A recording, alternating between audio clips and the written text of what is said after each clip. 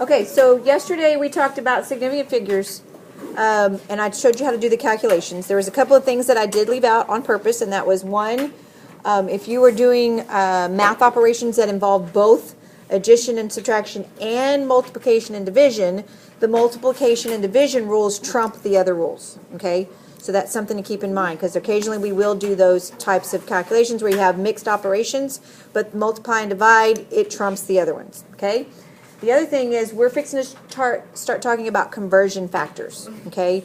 And when we are doing these conversion factors, if it is an exact number or it's a known conversion factor, it will not affect the determination of how many significant figures to put your answer in, okay? In other words, I know that there are 12 inches in 1 foot, okay?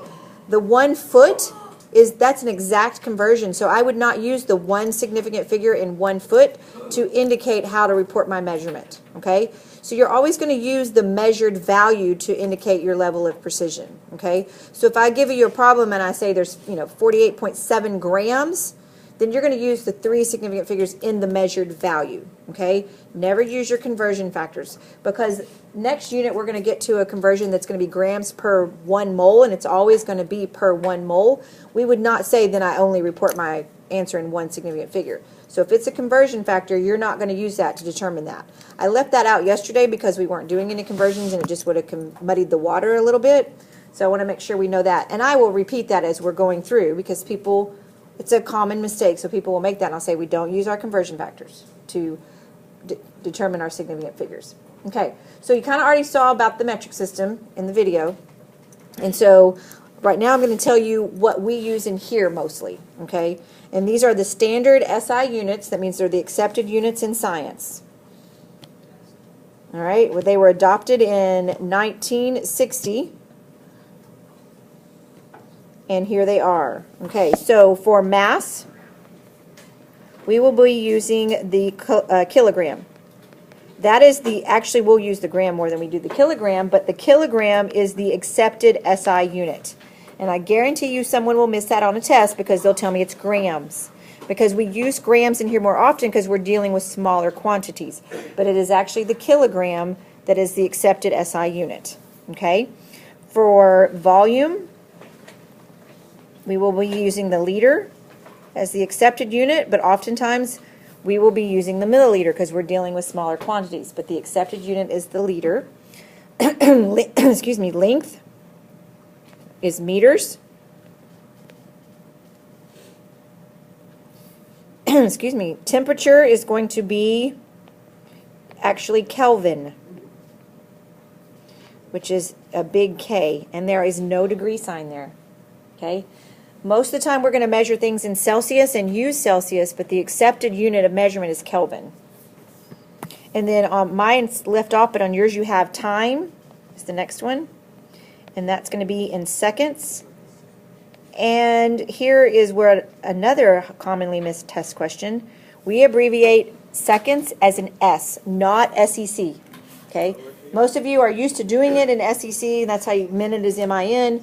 But in science, it's just an S, okay, as the way you represent it.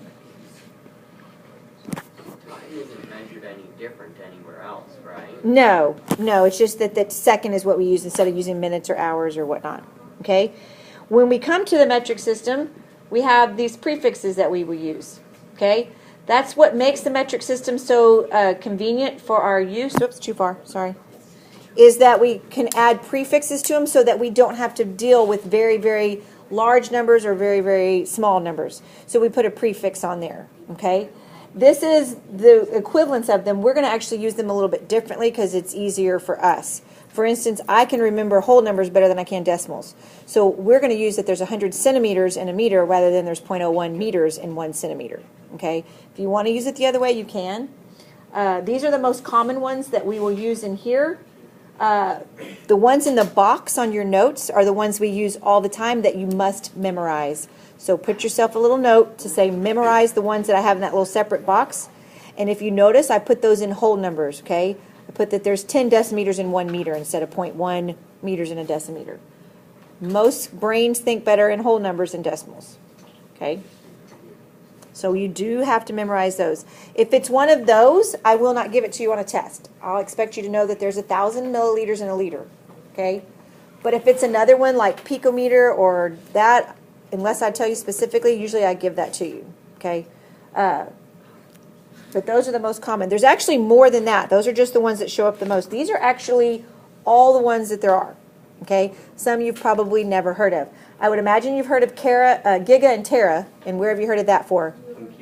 Computers, gigabytes and terabytes. So a gigabyte is a billion bytes. A terabyte is a trillion. Okay? And mega is a million. But it goes pretty far, you know, as far as that. These are just some examples of some things that you can kind of visualize what these are. So like if you had one water molecule, it would weigh 1 times 10 to the negative 24 grams. That means there'd be 23 zeros in front of it. So it's very, very small. And of course the Earth would have 24 zeros behind it for its mass. Okay? Whenever we're using those prefixes, I want to make sure that you understand it's the same prefix whether you're talking liters, meters, grams. Okay? It's all the same. I want to go back to that and make sure you understand this part. Okay? So this right here is where your base unit is, in the middle. Okay? This is your base unit, liters, meters, grams. Can be other things too, like you can have a millisecond, you can have a nanosecond, but we don't do that as often. Those are the 3 things that we use the most. If it is up here, it is smaller than the base unit. In other words, it takes a lot of them to equal the base unit. Okay? If it's on the other side of it, it's bigger than the base unit. In other words, for a kilo, it takes 1,000 meters to equal 1 kilometer, because a kilometer is bigger than the base unit of a meter. Okay? If it's a centimeter, it's smaller, so it would take 100 centimeters to equal a meter. Okay? Or liter or gram. I want to make sure you understand that. We use those, the reason I use the whole numbers is because there's already things in our world that we can relate to. For instance, a century, how many years are in a century? 100. Okay, because we kind of already know that. How many years are in a millennium? 1,000, and then a decade is 10.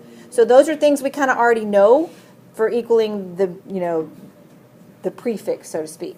Okay, so I want to make sure you understand that.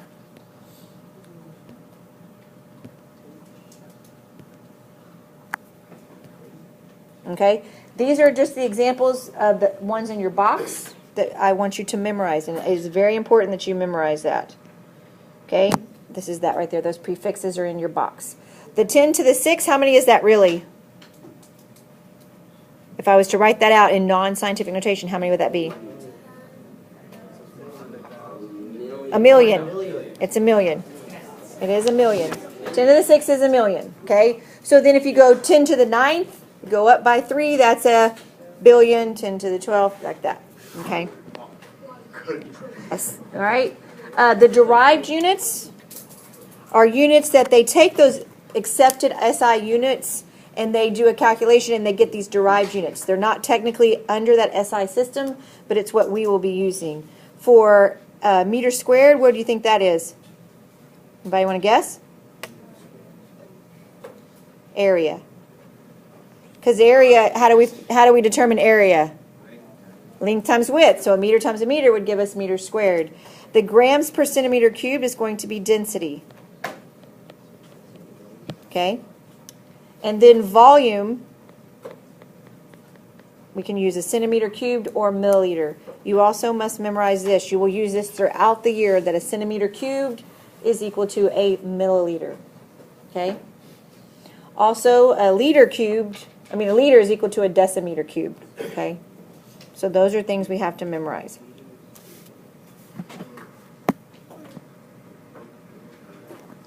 Temperature.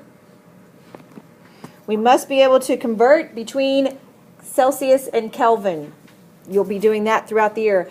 It is the easiest calculation we do in here. We literally take the Celsius temperature and add 273 to it. That's it. Okay. Technically it's 273.15, but for our purposes we can just say 273. Okay. AP, I usually make them throw in the 0.15 back in there, but for here we can just do 273. 0 degrees Kelvin is absolute zero. It's a temperature where all molecular motion ceases to exist. Remember in the matter unit we said even solids vibrate in place, but if you actually reach 0 Kelvin, it ceases. And theoretically at that temperature there's no volume because there's no particle movement. It has not been reached. Okay, I knew that was going to be a question. It has come very, very, very close. There's a really interesting YouTube video on how they're trying to reach it. But the thing is there always will be a tiny bit of motion. So they maybe get like 0.0005 Kelvin. You know, they're getting really close. But and you can't, there's nowhere on the Earth or the planet or the universe that it exists on its own. They're having to physically make it get to that. Okay?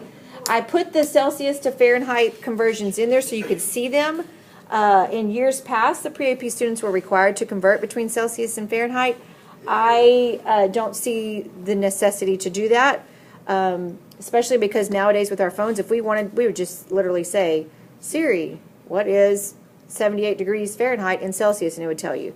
And we measure nothing in here in the F word. All of our Fahrenheit, yeah, all of our thermometers are going to be Celsius, so it's not going to be. It's something that they would do on the test and then never do again, so I'm not going to make y'all do it, okay? So if you're ever working a worksheet and it's asking you and it gives you a Fahrenheit temperature, just assume that it's a mistake and change it to Celsius automatically, okay? Just assume that it's a typo or it's just an old worksheet and we never fixed it, so change any temperature you see that's in Fahrenheit, just put it in, change it to a Celsius, okay? This right here is, I said it earlier, this blank is there is no degree sign is used for Kelvin temperature. So we're used to saying degree Celsius or degree Fahrenheit, but like if I was going to say something, I would say like this, just a K, a big K, by the way. Okay?